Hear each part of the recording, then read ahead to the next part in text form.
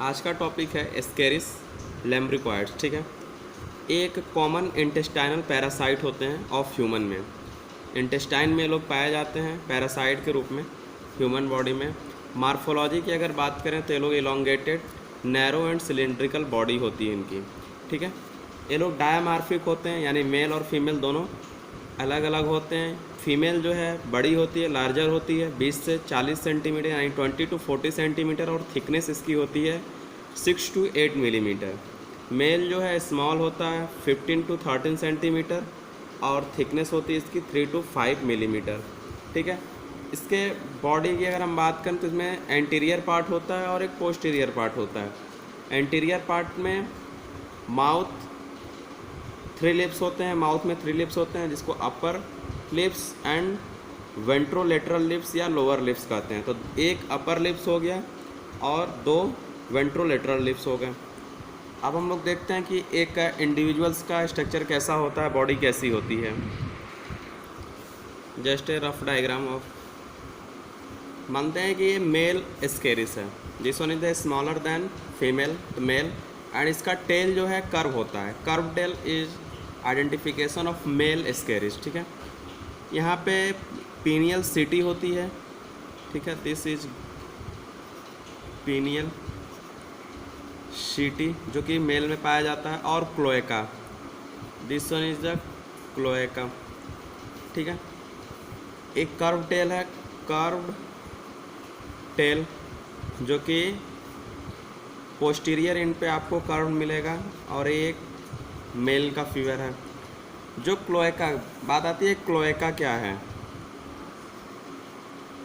Cloaca एक जो है एनस और जेनाइटल पोर, जो इस मेल का एनस है। ठीक है, और जेनाइटल जो पोर है, दोनों एक ही में ओपन होते हैं, कॉमन होते हैं इन मेल। जेनाइटल पोर उसी को क्लोएका बोलते हैं। तो cloaca is anus and genital pour common in, एक ही में कॉमन होते हैं, कॉमन इन, उसे क्या बोल गया गया? क्लोएका। अब हम अगर बात करें फीमेल एस्केरिस की, तो mid third of the body, ठीक है, at the junction of anterior and middle third, this one is the middle third, then one anterior. तो लगभग यहाँ पे जो है इस एरिया में ऑल्वा वेस्ट मिलता है। ठीक है, तो A at the junction of anterior and middle third of the body पे पाया जाता है। ठीक है, और हियर इज एनस। तो टोटली डिफरेंस है इन दोनों में। ठीक है, क्योंकि इसमें जेनाइटल पोर और कॉमन है, ठीक है, जिसको क्लोएका बोला गया, इसमें एनस अपना अलग है। तो ए फीमेल है, थोड़ी सी लंबी बनाएंगे, और ए मेल है जो कि कर्व टेल है। ठीक है, अब हम अगर बात करें सिंगल वार्म जो है एस्केरिस की, अगर बात करें हम लोग, तो सिंगल वार्म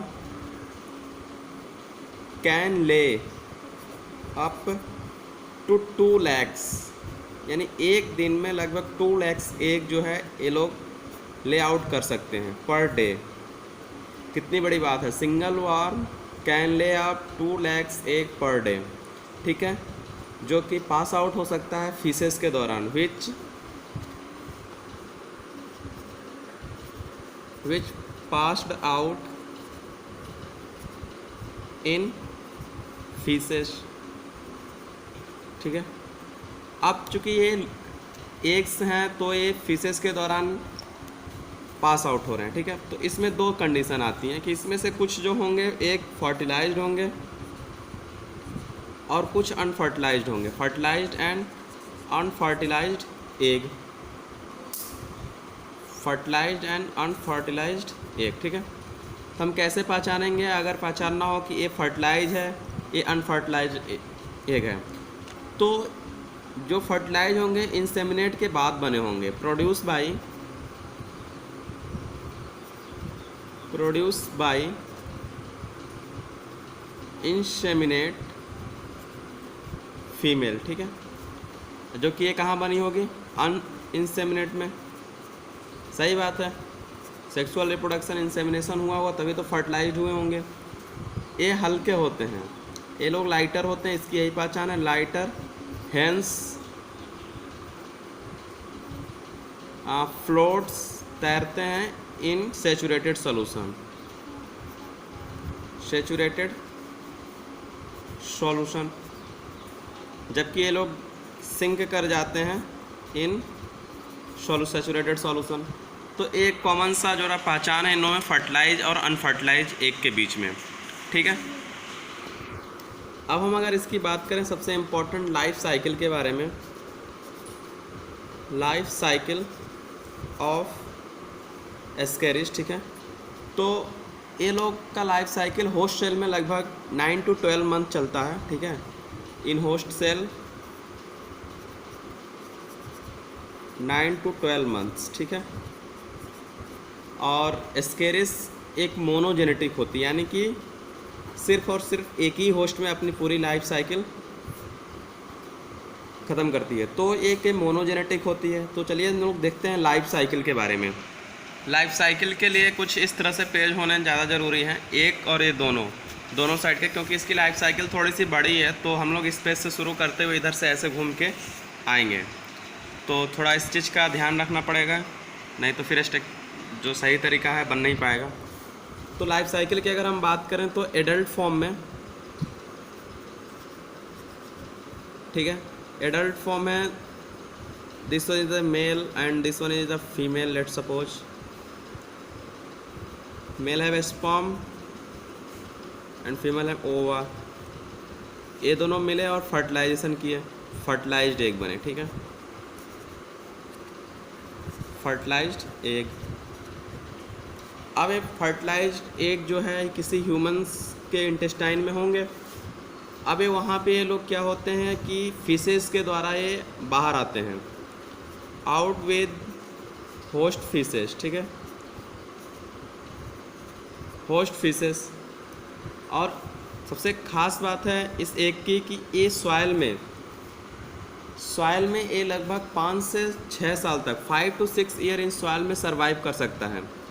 तो सर्वाइव इन सॉइल बहुत ही अजीब बात है, survive in soil up to 5 to 6 years, ठीक है।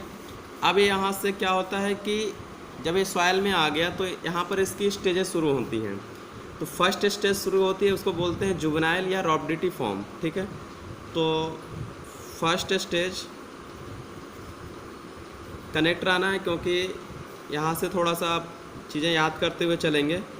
फर्स्ट स्टेज जुवेनाइल या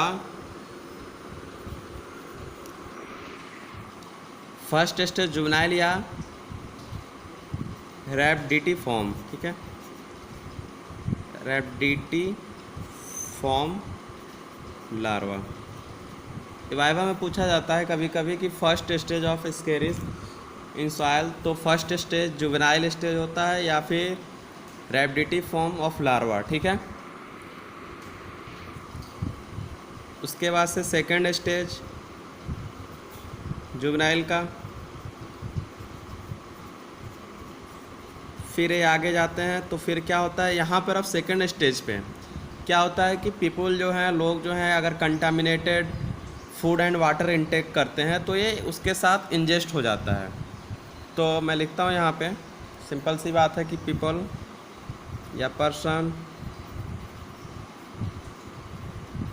ingested embryonated egg with contaminated food and water. अभी यहाँ से हमारे इंटेस्टाइन में आ गए हैं, ठीक है, क्योंकि हैच आउट हुए फिशेस के द्वारा वहाँ पर सेकंड स्टेज तक आए। सेकंड स्टेज के बाद से ये लोग कंटामिनेटेड फूड या वाटर के थ्रू क्या होते हैं, हमारे इंटेस्टाइन में आ जाते हैं। वहाँ पे जब ये आते हैं इंटेस्टाइन में तो वहाँ पर ये हैच आउट हो जाते हैं इंटेस्टाइन, ठीक है। तो हैचेस आउट इन इंटेस्टाइन। अब यहाँ से कुछ चीज़ें जो हैं ध्यान देने वाली बात है कि अब क्या होते हैं।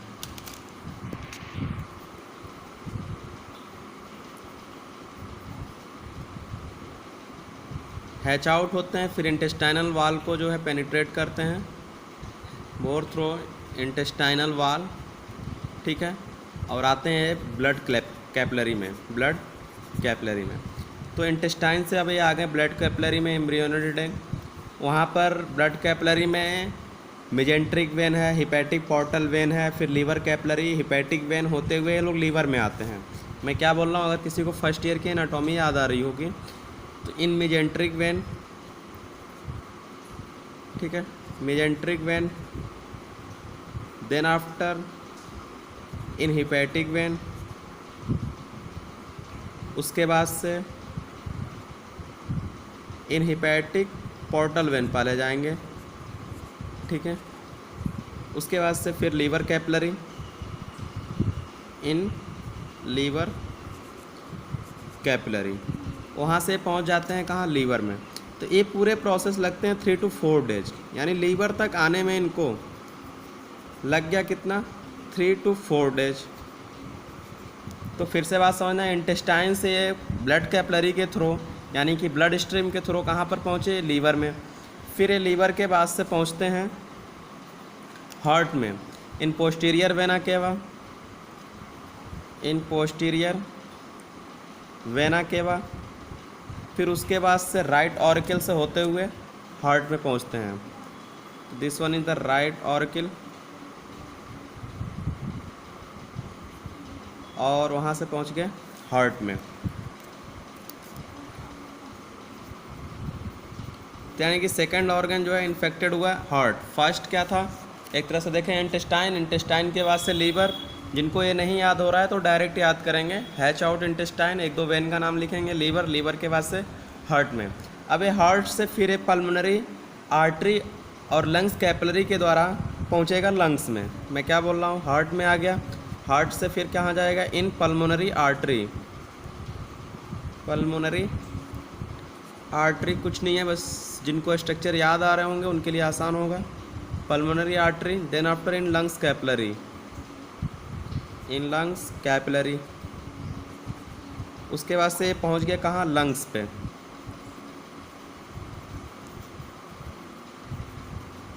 यानी कि लीवर, फिर हार्ट, फिर लंग्स। अब देखते हैं जब ये लंग्स के एल्वियोलाई तक पहुंचते हैं, ठीक है, लंग्स एल्वियोलाई अच्छे से लिखें अगर तो, लंग्स एल्वियोलाई, ठीक है, ये 3 to 4 डेज, और फिर यहाँ से 3 to 4 डेज एक्स्ट्रा, मतलब प्लस 3 to 4 डेज और, यानी कि लगभग हो गया 3-3-6, 1 वीक के आसपास या उससे ज़्यादा।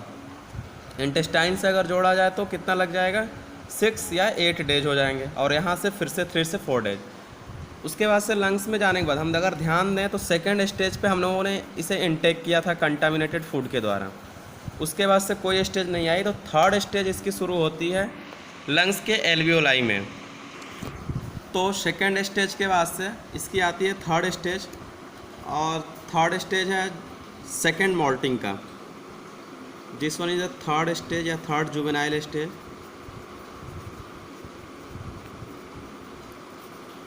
जिसका है कि फर्स्ट मॉल्टिंग कहाँ हुई थी, रॉबडेड फॉर्म। वेयर इज रॉबडेड फॉर्म, यहाँ पर फर्स्ट मॉल्टिंग हुई थी, मैं लिखना भूल गया था, आप लोग ऐड करेंगे फर्स्ट मॉल्ट, ठीक है। फर्स्ट मॉल्ट जब रॉबडेड फॉर्म हुआ तब हुआ, और सेकंड जो है, सेकंड मॉल्टिंग जो है हो रही है थर्ड जुवेनाइल पे, सेकंड मॉल्ट। ये बात थोड़ा सा याद रखने की चीज़ है, फर्स्ट मॉल्टिंग हो रही है फर्स्ट स्टेज में, यानी कि सॉइल्स में रॉबडेटी फॉर्म में। First moulting, second moulting lungs के एल्वियोलाई में हो रही है। अब यहाँ पर सेकंड मॉल्टिंग, फिर थर्ड मॉल्टिंग, यानी कि fourth stage of juvenile, fourth stage of juvenile, second के बाद से थर्ड मॉल्टिंग, ये भी लंग्स में ही चल रहा है। उसके बाद से ये अब यहाँ से बाहर निकलेंगे, ठीक है, ये पकड़ेंगे रास्ता bronchi, let's suppose in different colour, bronchi. फिर पहुँचेंगे लोग ट्रैकिया में, ट्रैकिया के बाद से फेरिंग्स में, फेरिंग्स के बाद से फिर क्या होता है कि जब आपको थोड़ी सी चीज़ ध्यान देते हैं, फिर चलते हैं आगे। ये लंग्स से लेके, ठीक है, और फोर्थ मोल्टिंग तक, यानी कि यहाँ तक ये पूरा जो है लग जाता है लंग्स के एल्वियोलाई में। यहाँ 10 डेज तक लगभग ये लोग स्टे रहते हैं यहाँ पे। 10 डेज तक अपना नंबर मल्टीप्लेट करते हैं, यहाँ पर ग्रोथ करते हैं, नंबर ने ग्रोथ करते हैं अपना और इन्फेक्शन कॉज करते हैं। फिर 10 डेज के बाद से ये पहुँचते हैं ब्रोंकाई, ट्रैकिया और फेरिंग्स में। जब ये यहाँ पहुँचते हैं तो ये सारी चीज़ें जो है चूँकि हमारी रिस्पायरेटरी ट्रैक में हैं, तो पेशेंट को या फिर इन्फेक्टेड पर्सन को कफ आएगा, ठीक है, वो खांसेगा, ठीक है, कफ आएगा उसको, तो वो कफ के साथ साथ ये लोग ऊपर की तरफ खींचेंगे, ठीक है, ब्रोंकाई, ट्रैकिया और इनफेरिंग्स में। जब ये खींचते हैं तो ये कफ कोई लोग स्पीच आउट कर देते हैं या कोई उसे स्वेलिंग कर जाते हैं। तो फिर से ये लोग अगर यहाँ पर फेरिंग्स में आने के बाद से कोई पर्सन अगर स्वेल कर जाता है, उसको फिर से निकल जाता है गलट के थ्रू, तो फिर क्या होगा, इनफेरिंग्स फिर वो क्या किया, swelled into gallate, swelled into gallate. फिर बताओ कहाँ जाएगा, ईसोफेगस में चला जाएगा, ठीक है, ईसोफेगस में गया तो फिर कहाँ जाएगा, स्टमक में, मैं इधर मुड़ रहा हूँ जगह नहीं है, स्टमक में चला जाएगा, स्टमक से फिर कहाँ पहुँच गया, इंटेस्टाइन में, back to intestine, back to intestine. कितनी अजीब गरीब बात है, जहाँ से शुरू हुआ था इंटेस्टाइन में, फिर क्या हुआ, एडल्ट हुआ, फिर इंटेस्टाइन में एडल्ट हुआ तो फिर स्पर्म और ओवा बना, फर्टिलाइज्ड हुआ, फिर फिशेस के द्वारा बाहर निकला। तो एक प्रक्रिया चलती रहती है। तो फिर से ज़रा बात को समझते, थोड़ा दिन लिखें। तो 10 डेज तक ये कहाँ है, एल्वियोलाई में, यानी कि 3 to 4 डेज एक्स्ट्रा और 10 डेज यहाँ स्टे। 10 डेज के बाद से फिर ये लोग पहुँचते हैं फोर्थ मोल्टिंग में। हेयर इज थर्ड मोल्टिंग, ठीक है। फोर्थ मोल्टिंग तब होती है जब ये लोग पहुँचते हैं एडल्ट स्टेज में, यानी कि फोर्थ मोल्टिंग आपकी हो रही है यहाँ पे, और एक लास्ट मोल्टिंग है, ये है फोर्थ मोल्टिंग। तो हमने देखा कितनी सारी जगहों पे पहली मोल्टिंग, फिर से केवल मोल्टिंग की अगर बात कर लें तो रॉबडिटी फॉर्म में। सेकेंड मोल्टिंग बहुत ही ईजी है, सीधे जो है हो रहा है लंग्स के एल्वियोलाई में। फिर थर्ड भी वहीं हो रहा है। फोर्थ जब ये इंटेस्टाइन में लास्ट स्टेज पे पहुंच जा रहा है तब ये फोर्थ मोल्टिंग कर रहा है, ठीक है। जब बैक टू इंटेस्टाइन जा रहा है तो फोर्थ मोल्टिंग होते हुए जा रहा है। तो ये पूरा लग जाता है 8 से 10 वीक तक, ठीक है। ये यहाँ से यहाँ तक पूरा ये सब 8 से 10 वीक, और ये जो है यहाँ से 10 डेज के बाद से, ठीक है, इसको इंटेस्टाइन तक, मतलब अगर हम डॉटेड लाइन ले जाएं 10 डेज के बाद से जब यहाँ से चल जाता है एडल्ट की तरफ, तो ये लगता है इसको रास्ते में 5 डेज, यानी कि ब्रोंकाई, ट्रैकिया, इनफेरिंग्स, फिर स्वेलेड और गलेट, तो ये सारी चीज़ों को लगता है 5 डेज। तो काफ़ी बड़ा सा लग रहा है लेकिन है बहुत ही आसान। अगर इसको शॉर्ट में याद किया जाए तो कैसे याद किया जाएगा, first molting rhabditiform, second molting फिर कंटामिनेटेड फूड के द्वारा इंटेस्टाइन में, इंटेस्टाइन के बाद ब्लड कैपिलरी के द्वारा लीवर, लीवर के बाद से हार्ट में, हार्ट के बाद से लंग्स में, फिर लंग्स से क्या हुआ, ट्रैकिया, ठीक है, फेरिंग्स, फिर क्या हुआ, बैक टू इंटेस्टाइन। तो आप लोग जैसे याद करना हो करें, फिर इस चीज़ को लैंग्वेज में करें। तो एक इसकी लाइफ साइकिल है, देखने में ये क्या लग रहा है, सिंगल होस्ट है, तो मैंने पीछे बताया कि ये क्या है, मोनोजेनेटिक है, यानी कि इसको डबल होस्ट की ज़रूरत नहीं पड़ रही है। तो एक लाइफ साइकिल है किसकी, एस्केरिस लैम्ब्रिक्वाइड्स की। अब हम देखते हैं क्या कि अब हम देखते हैं कि इसकी माइग्रेशन पूछी जाती है कभी कभी कि कितने माइग्रेशन हुए हैं। तो फर्स्ट माइग्रेशन या प्राइमरी माइग्रेशन और सेकेंडरी माइग्रेशन। तो प्राइमरी इसमें नहीं कोई छेड़छाड़ करेगा, अलग से हेडिंग डालना, प्राइमरी माइग्रेशन। और प्राइमरी माइग्रेशन शुरू होता है वेरिज इंटेस्टाइन, यहाँ से ये पूरा का पूरा ये रास्ता जो है पल्मोनरी आर्टरी तक, यानी कि दिस पूरा ये प्राइमरी माइग्रेशन है। और फिर इस पल्मोनरी आर्टरी के बाद से रिस्पायरेटरी ऑर्गन में चला गया, यानी इस लंग्स से लेके फिर से इंटेस्टाइन, बैक टू इंटेस्टाइन तक, ये क्या है, सेकेंडरी माइग्रेशन है। तो प्राइमरी माइग्रेशन क्योंकि यहाँ पर स्टे हो रहा है 10 डेज तक, तो ये फिर सेकेंडरी, यहाँ से फिर से अपनी moltings first, second, third molting complete करने के बाद, फर्स्ट नहीं सेकेंड, थर्ड मोल्टिंग कंप्लीट करने के बाद से ये आगे बढ़ता है। तो इसलिए प्राइमरी और सेकेंडरी मोल्टिंग, प्राइमरी और सेकेंडरी माइग्रेशन रखा गया है। तो क्या है ज़रा देखते हैं, प्राइमरी माइग्रेशन। प्राइमरी माइग्रेशन कहाँ से कहाँ तक हो रहा है, इन ब्लड में हो रहा है, कहाँ से कहाँ तक, इंटेस्टाइनल वाल से इन ब्लड फ्रॉम इंटेस्टाइनल वाल से कहाँ तक, पल्मोनरी आर्टरी तक। आप लोग यहाँ देखें कि ये हर जगह क्या है, पूरे के पूरे ब्लड में ही टहल रहा है। हैच आउट इंटेस्टाइन, यहाँ ब्लड ब्लड ब्लड ब्लड, पूरा ब्लड, लंग्स कैपिलरी टिल यहाँ तक की ब्लड, ठीक है। उसके बाद से यहाँ से अब ब्लड का इसका कनेक्शन टूट गया, क्योंकि देखो ब्रोंकाई, ट्रैकिया, फेरिंग्स, फिर अपना इसोफेगस होते हुए तो सेकेंडरी जो है रिस्पायरेटरी ऑर्गन में हो रहा है। तो सेकेंडरी माइग्रेशन कहाँ हो रहा है, रिस्पायरेटरी ऑर्गन से कहाँ तक, अगेन इंटेस्टाइन तक। तो ये सारी चीज़ें हैं इसके अंदर। अब हम लोग देखते हैं कि ये कौन कौन से डिजीज, वैसे तो कुछ है नहीं, पैथोजेनेसिस सिर्फ एक मैं लिखता हूँ, बाकी आप लोगों को पता होगा। पैथोजेनेसिस में स्केरियासिस कॉज करते हैं, ठीक है, और भी बहुत सारी चीज़ें हैं वो देख लीजिएगा। तो एक बहुत ही सिंपल वे में था कि लाइफ साइकिल ऑफ एस्केरिस जो कि पूछी जाती है अपने एग्जाम में 20 मार्क्स में, तो इसमें कुछ भी नहीं है, मैं फिर भी बता दे रहा हूँ लास्ट टाइम्स कि इंटेस्टाइन से आप लोग डायरेक्ट ब्लड कैपिलरी के अगर ना याद कर पाएँ तो लीवर, हार्ट ऐसे ज़्यादा अच्छा रहेगा, क्योंकि लॉन्ग से है 20 मार्क्स में, तो ये सारी चीज़ें आपको लर्न करनी पड़ेगी। हार्ट के बाद से लंग्स, लंग्स के बाद से अगेन फेरिंग्स, इसोफेगस होते हुए एडल्ट फॉर्म में आता है, फिर से ये साइकिल चलती रहती है। तो वीडियो अगर पसंद आया तो लाइक करें और सब्सक्राइब करें। Thank you.